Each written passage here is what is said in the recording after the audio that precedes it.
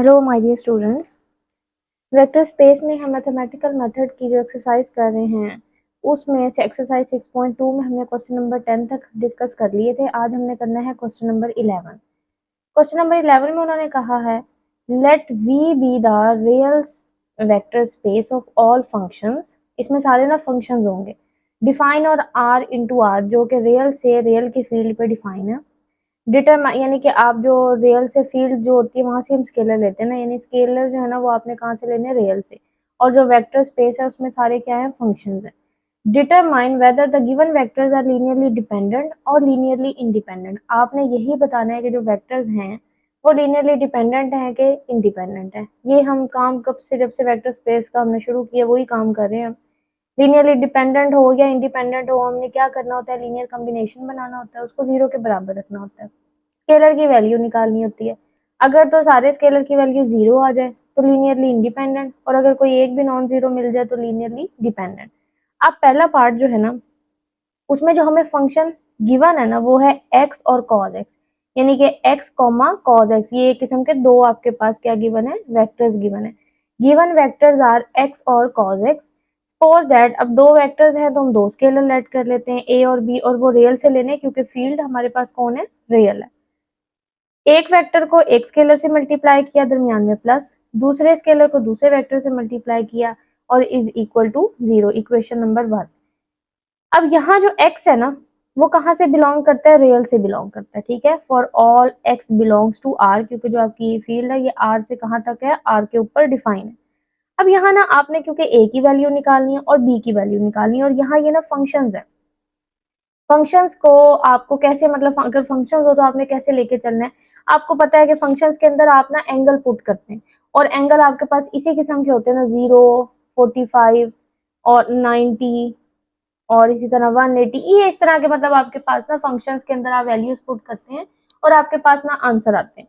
तो यहाँ भी हम इस तरह ही करेंगे। आपने ना क्योंकि x आपने रियल से लेना है, आपने ना बस वैल्यूज पुट करनी है ताकि आपके पास फंक्शन के अंदर पुट करके वो फंक्शन तो खत्म हो ना, हम फंक्शन के साथ तो काम नहीं करेंगे।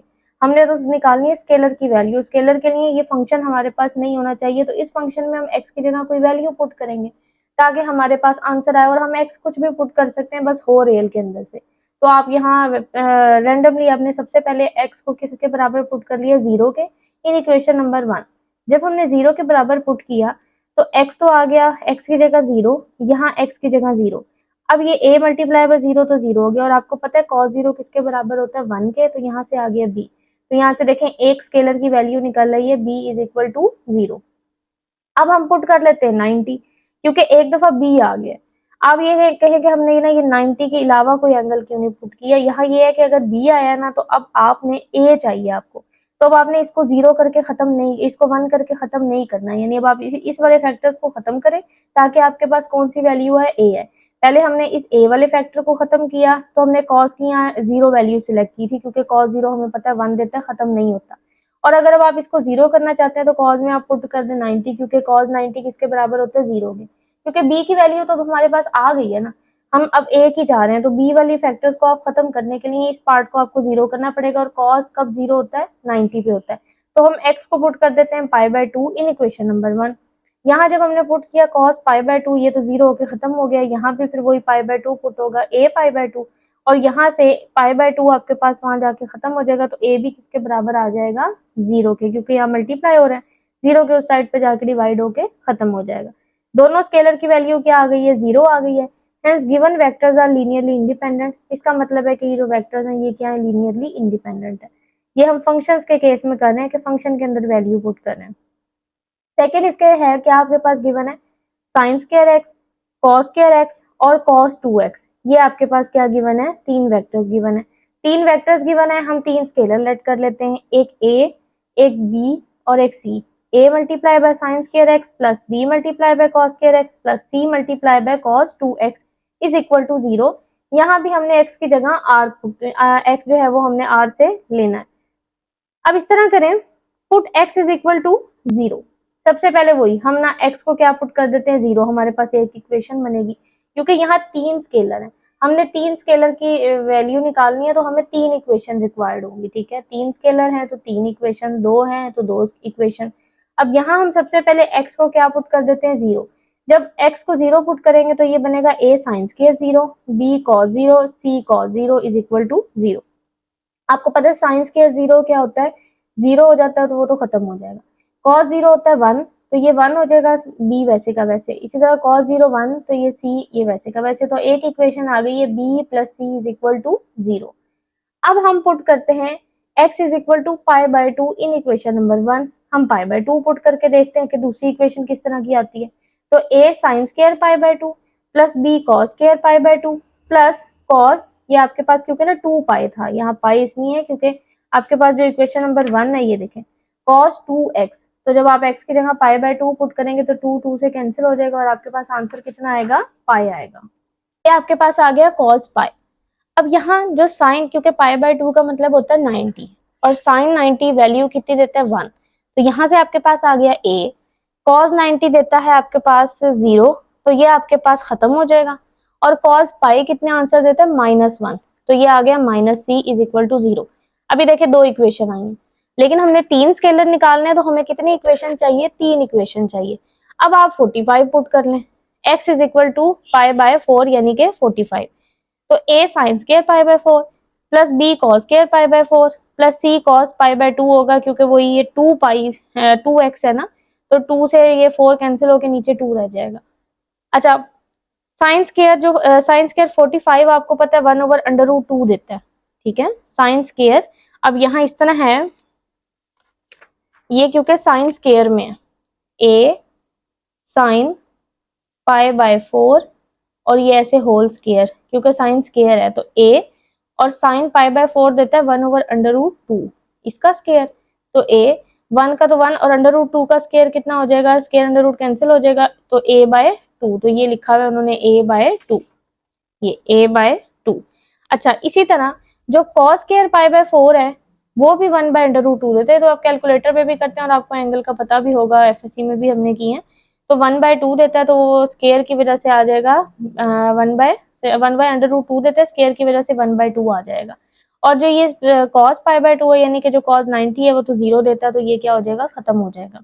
अब अगर आपने इसको और थोड़ा सिंप्लीफाई फॉर्म में लिखना है ना, तो आप वो इनका एलसीएम ले लें, वो 2 आएगा और 2 उधर जाके आप जो है खत्म कर दें, तो a plus b is equal to क्या आ जाएगा, 0।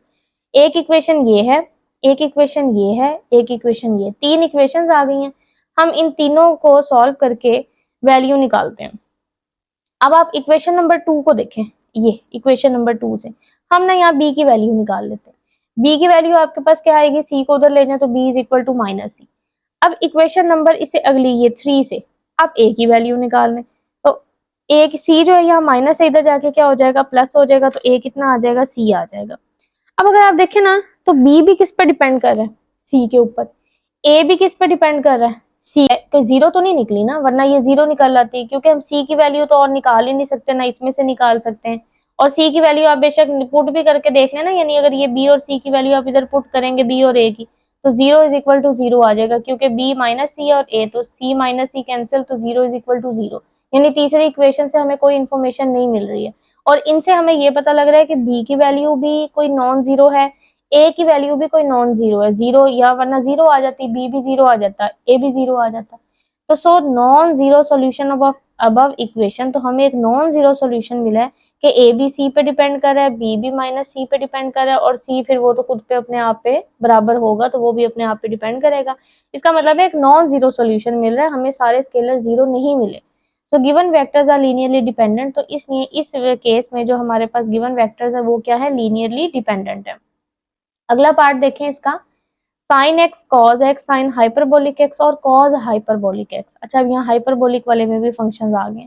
गिवन वेक्टर्स आर, आपके पास ना ये वेक्टर्स गिवन है। Suppose that for each scalar, हमने 4 वेक्टर्स हैं तो हमने 4 स्केलर लेट कर लिए, पहले को पहले से मल्टीप्लाई किया, दूसरे स्केलर को दूसरे से, तीसरे स्केलर को तीसरे वेक्टर से, और फोर्थ स्केलर को फोर्थ वेक्टर से। अब यहाँ भी हम ना किस तरह करेंगे, सबसे पहले तो चलो x को 0 पुट कर देते हैं। जब हम x को 0 पुट करेंगे तो हमारे पास बनेगा a sine 0, b cos 0, c sine hyperbolic 0 और d कॉस हाइपरबोलिक 0। तो b plus d is equal to क्या आ जाएगा, क्योंकि साइन 0 जो है वो 0 होके खत्म हो जाएगा, कॉस 0 1 है तो एक ये आएगा, ये भी खत्म हो जाएगा, और कॉस हाइपरबोलिक 0 भी 1 होता है तो ये आपके पास d आ जाएगा। तो b plus d is equal to 0। अब यहाँ ना आपके पास ना, क्योंकि सारे फंक्शन ना एक किस्म के सेम है, पहले वाले में ये होता था कि जो आपने पहले पार्ट किए ना उसमें फंक्शंस डिफरेंट होते थे, साइन स्क्वायर, कॉस 2x, और यहाँ देखें कॉस x तो खाली x था। लेकिन ये वाला जो पार्ट है ना, इसमें आपके पास जो फंक्शन गिवन है ना वो ये है कि एक साइन और कॉस गिवन है, और एक साइन हाइपरबोलिक x और कॉस हाइपरबोलिक x आपको गिवन है। यानी कि सारे जो फंक्शन है ना वो आपके पास सेम ही है, सिर्फ और सिर्फ फर्क है कि एक साइन है तो साथ कॉस है, साइन हाइपरबोलिक एक्स है तो कॉस हाइपरबोलिक एक्स है। अब हमें क्योंकि चार हमने स्केलर लेट किया, अब हमें चार इक्वेशन चाहिए। अब हमने चार इक्वेशन कैसे बनानी है, फंक्शन सेम है, आप डिफरेंट एंगल पुट कर लेंगे ना तो आपके पास ये कॉस और साइन वाले में कोई फर्क नहीं पड़ेगा। हम इस तरह करते हैं कि इसी इक्वेशन को ना, जो आपके पास है फर्स्ट ए इक्वेशन, उसको ना हम डिफरेंशिएट कर लेते हैं। वो डिफरेंशिएट ये होगा करने से कि साइन कॉस में चेंज हो जाएगा और कॉस साइन में चेंज हो जाएगा, और फिर हम एक्स को जीरो पुट करेंगे तो एक नई इक्वेशन आएगी।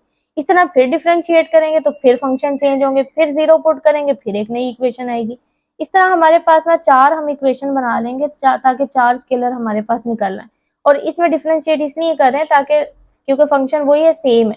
हम value x is equal to zero put करेंगे तो फंक्शन डिफरेंशिएट करेंगे तो साइन कॉस में चेंज होगा, फिर पुट करेंगे तो एक नई इक्वेशन हमारे पास मिलेगी। हमें फोर इक्वेशंस चाहिए। हमने इस तरह किया, इसको डिफरेंशिएट कर दिया। जब डिफरेंशिएट करेंगे तो हमारे पास क्या होगा, साइन एक्स, ये जो साइन एक्स है वो चेंज हो जाएगा कॉस एक्स में, कॉस एक्स हो जाएगा माइनस साइन एक्स में, साइन हाइपरबोलिक एक्स आपके पास चेंज हो जाएगा कॉस हाइपरबोलिक एक्स में, और कॉस हाइपरबोलिक एक्स किस में चेंज हो जाएगा, साइन हाइपरबोलिक एक्स में। अब आप इसमें फिर पुट कर दें X is equal to zero. जब हम X is equal to zero put करेंगे तो A cos zero minus B sine zero C cos hyperbolic zero और D sine hyperbolic zero is equal to zero. Cos zero one है तो ये A आ जाएगा, साइन जीरो खत्म, cos hyperbolic zero one है ये आ जाएगा, और साइन हाइपरबोलिक जीरो खत्म होके ये आपके पास बस A plus C is equal to zero. अब देखिए दो इक्वेशन आ गई हैं, एक ये और एक ये। अब जो इक्वेशन नंबर बी है ये, इसको फिर हम डिफरेंशिएट करते हैं with respect to x.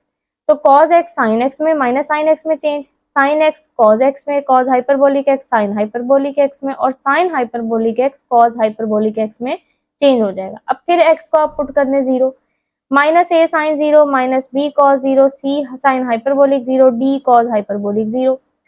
Sign zero खत्म, कॉस जीरो वन हो गया तो ये minus B, sine hyperbolic zero खत्म और कॉस हाइपरबोलिक जीरो वन होता है तो ये आ गया minus b plus d is equal to zero. ये आ गई तीन इक्वेशन। अब फिर इस सी को दोबारा, क्योंकि हमें चार इक्वेशंस चाहिए, जितने स्केलर होते हैं उतनी इक्वेशंस हमने बनानी होती है, और हम ना मुख्तलिफ इक्वेशंस बना रहे हैं मुख्तलिफ वैल्यूज पुट करके। पहले क्योंकि तीन इक्वेशंस होती बनानी थी सिंपल, हमने वैल्यूज पुट किए, हम यहाँ सारे फंक्शन भी तकरीबन सिमिलर से हैं। आपने इनको डिफरेंशिएट करते रहना, आपके पास एक नई नई इक्वेशंस आती जाएंगी, और ये इजी वे है इसको सॉल्व करने का। तरीके और भी हैं लेकिन ये आपके पास इजी वे है। अच्छा, अब हमने फिर इसके अंदर इसको डिफरेंशिएट किया तो साइन कॉस में चेंज हो गया, कॉस साइन में चेंज हो जाएगा।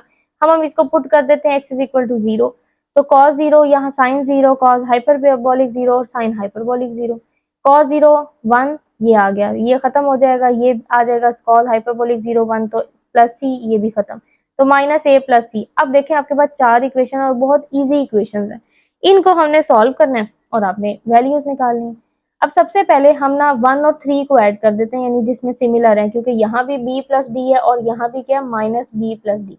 जब ऐड करेंगे b से b क्या हो जाएगा कैंसिल, और d प्लस डी कितना हो जाएगा 2d is equal to zero, तो यहाँ से d कितना निकल आया जीरो। अब इस d को बेशक आप इसमें पुट कर दें, जब d की जगह जीरो पुट करेंगे तो b भी कितना निकलेगा, जीरो निकलेगा, तो b भी कितना आ गया जीरो।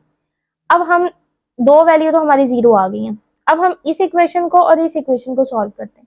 यहाँ भी ये है कि a प्लस सी जीरो है, यहाँ minus a plus C zero, तो जब ऐड करेंगे a से a कैंसिल हो जाएगा, c प्लस सी कितना आ जाएगा 2c, तो 2c is equal to zero, ये 2c is equal to zero. तो अगर आपने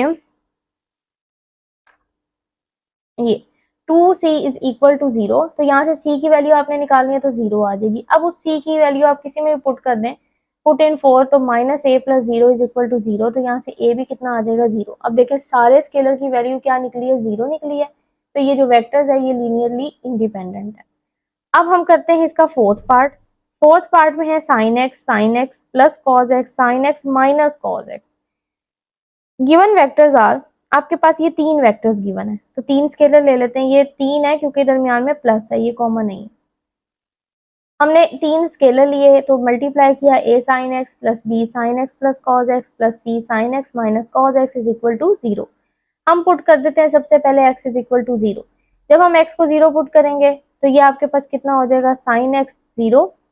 ये यहाँ भी आपके पास sin 0। अच्छा यहाँ ना एक और आप काम कर लें अपनी आसानी के लिए, आप अंदर ना a को मल्टीप्लाई कर दें, b को मल्टीप्लाई कर दें और c को मल्टीप्लाई कर दें। साइन वाले फंक्शन को अलग कर लें, कॉज वाले फंक्शन को अलग कर लें, क्योंकि हमने असल में ये वैल्यूज पुट करनी होती है ना, तो फंक्शन के अंदर पुट करनी होती है। जो आपने अलग अलग करके सॉल्व करने answer at the end same ही आना है, तो हम इनको अलग कर लेते हैं ताकि एक ही दफा पुट करेंगे आंसर आ जाएगा हमारे पास।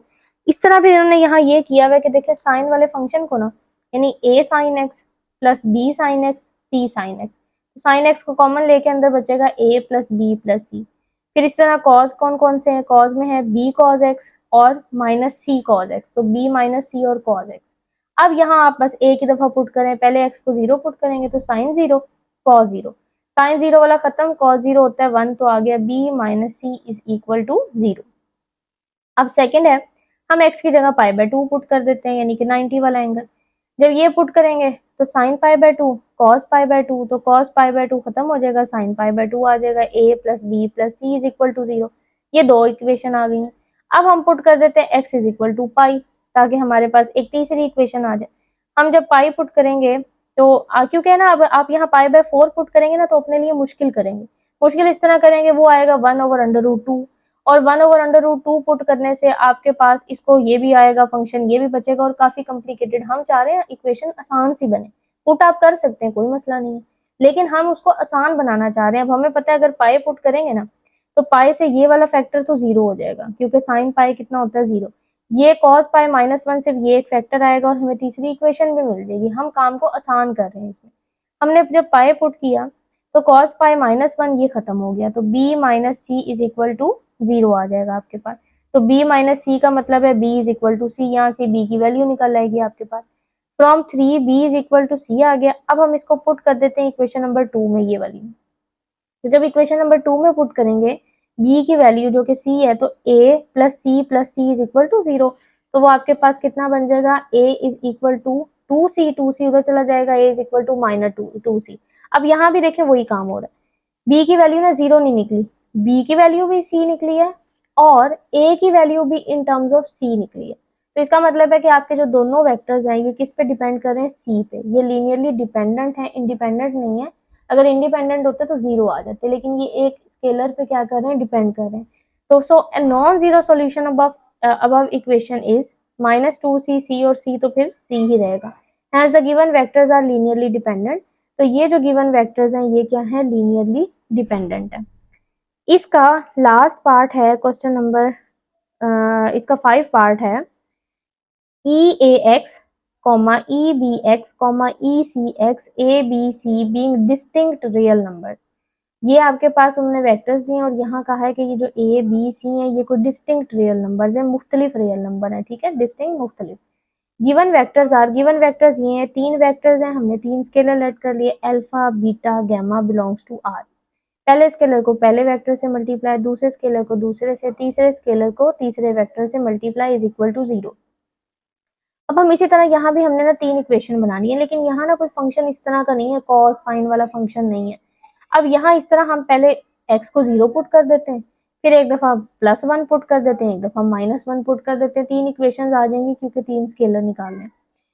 हमने x को जब 0 पुट किया तो आया अल्फा e की पावर 0, बीटा e की पावर 0, गामा e की पावर 0। तो e पावर 0 होता है 1, तो alpha plus beta plus gamma is equal to 0।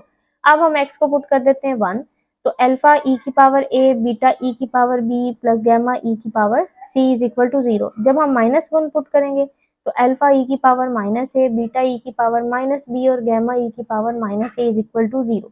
ये 3 इक्वेशन है। अब इन 3 इक्वेशन को अगर हम ऐसे सॉल्व करेंगे ना तो हमारे लिए मुश्किल होगा, क्योंकि यहाँ e की टर्म्स में फंक्शन है, ये 2 इक्वेशन तो e की टर्म्स में है ना, इनको सॉल्व करेंगे तो हमारे लिए कॉम्प्लिकेटेड होगा। इसका भी अगर हम एक आसान तरीका फॉलो करें तो वो ये है कि आप इसको ना डिटर्मिनेंट की शक्ल में लिख दें। तो मैट्रिक्स की शक्ल में लिख के, मैट्रिक्स क्या है, आप बस यही होता है कि जो ई के साथ वाले ये जो आपके कोफिशिएंट्स हैं इनको अलग कर लिया, ये जैसे ई की पावर, यहाँ तो आपके पास है 1 1 1, तो 1 1 1, यहाँ है ई की पावर ए, ई की पावर बी, ई की पावर सी, यहाँ आएगा ई की पावर माइनस ए, ई की पावर माइनस बी, ई की पावर माइनस सी, अल्फा बीटा गैमा, क्योंकि अल्फा बीटा गैमा निकालना है तो यहाँ अल्फा बीटा गैमा, और ये है किसके बराबर, 0 0 0। अब यहाँ जो अगर हम ए देखें तो ये हमारा सारा ए मैट्रिक्स है, हम इसको डिटर्मिनेंट में लिख देते हैं ए का डिटर्मिनेंट। अब हम इस डिटर्मिनेंट को ना ओपन कर लेते हैं। अगर तो डिटर्मिनेंट आपका नॉन जीरो आ गया, ये नॉन जीरो आ गया, तो इसका ये मतलब है कि इसका ये एक ना तरीका होता है, ये भी बल्कि एक मेथड है लीनियरली डिपेंडेंट और लीनियरली इंडिपेंडेंट प्रूफ करने का, कि आप ना डिटर्मिनेंट निकाल लें। अगर तो डिटर्मिनेंट का आंसर किसके बराबर आ जाए, जीरो के, ये आप बेशक लिख भी लें कि अगर तो आपका डिटर्मिनेंट आपने खोला और वो जीरो के बराबर आ गया, तो इसका मतलब है कि वो हो जाएगा लीनियरली डिपेंडेंट। और अगर आपका डिटर्मिनेंट जीरो के बराबर ना आया तो फिर हो जाएगा लीनियरली इंडिपेंडेंट। ये हैं दोनों, लीनियरली डिपेंडेंट और लीनियरली इंडिपेंडेंट। आपने इसी तरह इसमें किया है कि डिटर्मिनेंट को एक्सपेंड किया, डिटर्मिनेंट एक्सपेंड अब आप लोगों को आता ही है करना, सिंपल डिटर्मिनेंट को ये एक्सपेंड किया हुआ है, आंसर लिखा हुआ है यहाँ। डिटर्मिनेंट को एक्सपेंड करेंगे, ये आपके पास आ जाएगा ई बी, ये सारे ई की फॉर्म में आ जाएगा, और ये सारा आंसर आपका नॉन जीरो है, ये जीरो नहीं है, ये नॉन जीरो आया, तो इसका मतलब है जो डिटर्मिनेंट है उसका आंसर नॉन जीरो आया है। अगर नॉन जीरो आता था तो हम कहते थे कि लीनियरली इंडिपेंडेंट है, अभी बताया। अगर नॉन जीरो हो तो लीनियरली इंडिपेंडेंट, और अगर जीरो हो तो लीनियरली डिपेंडेंट। तो यहाँ क्योंकि आंसर जो है वो नॉन जीरो आया है, तो हमने कहना है कि so it has trivial solution, तो इसका ट्रिवियल सॉल्यूशन है, यानी ये सारे अल्फा बीटा गैमा जो हैं वो किसके बराबर हैं, जीरो के हैं, और ये कब होगा, लीनियरली इंडिपेंडेंट। बस आपने ये याद रखना है कि अगर डिटर्मिनेंट का आंसर जीरो के बराबर आ जाता है तो वो लीनियरली डिपेंडेंट हो जाएगा, और अगर जीरो के बराबर नहीं आया तो लीनियरली इंडिपेंडेंट हो जाएगा। अच्छा, उसके बाद है हमारा question number 12, determine a basis for each of the following subspaces of R cubic. हमने बेसिस बतानी है for each of the following subspaces of R cubic. R cubic के लिए हमने ये इस प्लेन के लिए क्या बनानी है, बेसिस बतानी। The plane x minus two y plus five z is equal to zero. हमारे पास जो प्लेन गिवन है ना वो ये गिवन है, ठीक है। अब हमने ना बेसिस निकालनी है, डिटरमाइन करनी है basis for each of the following subspaces of R cubic. R cubic की ये कोई सबस्पेस है, इसकी बेसिस हमने निकालनी है।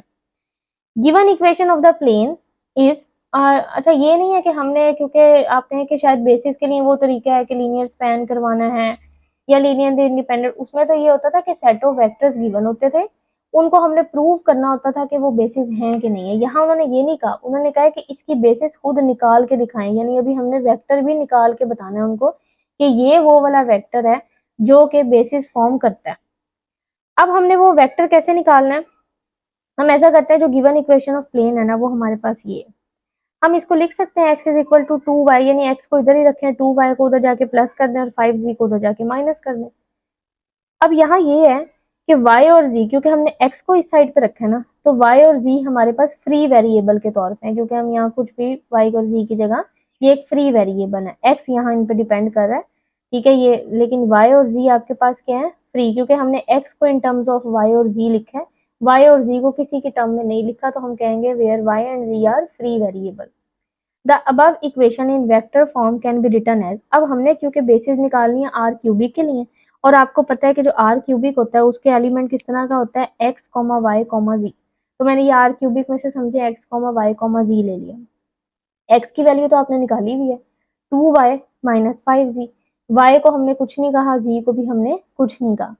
अब यहाँ two y minus five z, आप लिख सकते हैं y को y प्लस जीरो, और इसी तरह z को जीरो प्लस जी। अब हमने ये क्यों लिखा है, इसको इसलिए लिखा है कि यहाँ देखें, टू वाई, यहाँ से मैंने एक x का ले लिया, टू वाई कॉमा वाई और कॉमा जीरो, यानी ये ना हम अलग अलग कर सकते हैं ना, क्योंकि जब इनको ज्वाइन करेंगे ना तो ये ऊपर वाली चीज ही बनेगी, हम इस तरह अलग अलग कर सकते हैं।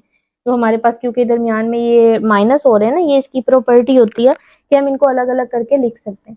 तो टू वाई कॉमा वाई और कॉमा जीरो, एक मैंने ये अलग कर दिया दरमियान में, plus minus five G comma zero comma G, ये मैंने अलग करके लिख दिया, क्योंकि इसमें से ना मैं y वालों को अलग कर रही हूँ और z वालों को मैं क्या कर रही हूँ, अलग कर रही हूँ। तो मैंने y वालों को अलग किया और z वालों को क्या किया, अलग किया। तो y आपके पास, अब यहाँ से हम पूरी इक्वेशन में से y को कॉमन ले लेंगे। जब y को कॉमन लेंगे अंदर बचेगा 2 1 और यहाँ है ही नहीं तो 0। यहाँ से z को कॉमन लेंगे अंदर बचेगा -5 0 और 1। तो देखें अब ये आपके पास ये जो वेक्टर है ना, ये वाला हमने आर क्यूबिक का, ये इस प्लेन के लीनियर कॉम्बिनेशन के तौर पे लिखा गया है। ये लीनियर कॉम्बिनेशन ही नहीं बन गया आपके पास इन टर्म्स ऑफ y और z। तो इसका मतलब है the given plane is spanned by the vectors this and this. तो हमारा जो गिवन प्लेन है ना, वो इस वेक्टर से 2 1 0 और -5 0 1 से क्या हो रहा है, स्पैन हो रहा है, क्योंकि ये लीनियर कॉम्बिनेशन के तौर पे लिखा गया है ना। जो वेक्टर अगर किसी के लीनियर कॉम्बिनेशन के तौर पे लिखा जा रहा होता है और वो वेक्टर उसको स्पैन कर रहा होता है, तो हमने ये कहा है कि जो गिवन प्लेन है ना, ये स्पैन हो रहा है बाय द वेक्टर 2 1 0 और -5 0 और 1।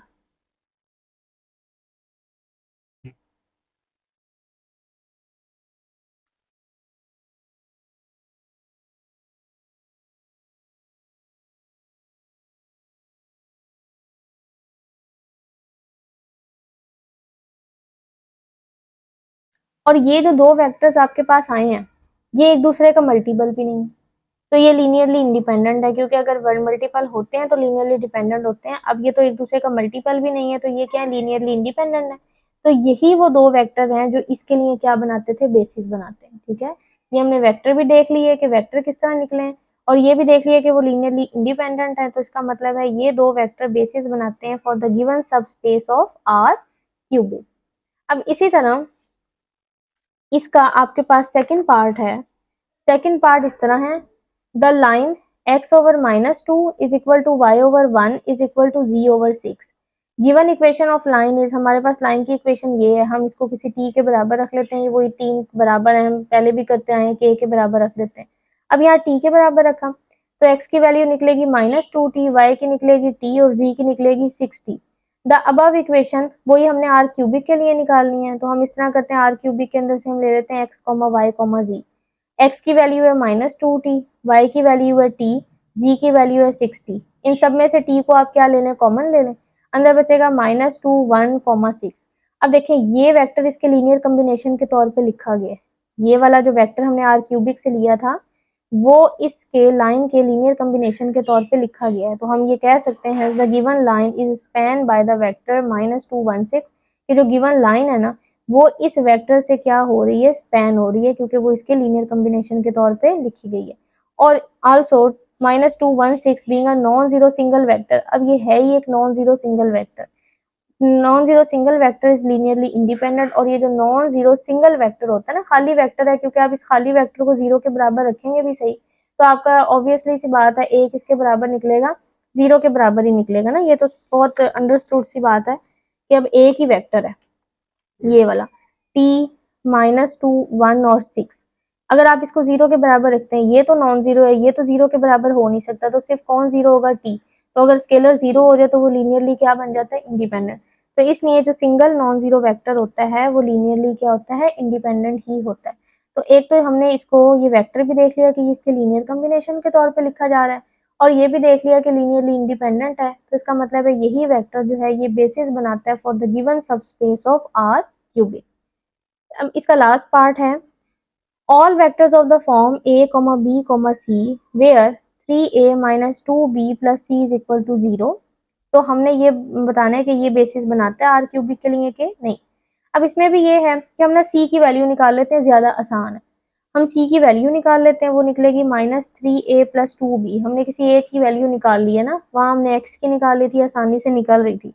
यहाँ c की इजीली निकल रही है तो हम निकाल लेते हैं। तो इसका मतलब है बाकी जो बचते हैं ए और बी, ये क्या होंगे, फ्री वेरिएबल्स होंगे।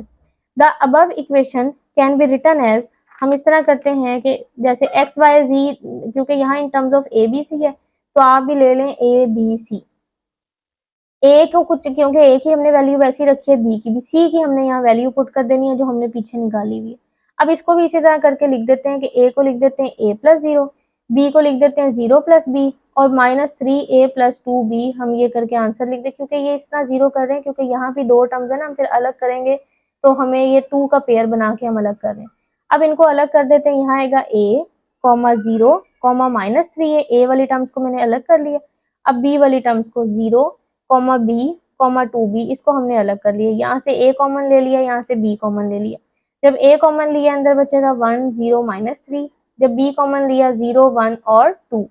अब ये देखें ये वाला जो वेक्टर है ये इनके लीनियर कॉम्बिनेशन के तौर पे लिखा जा चुका है।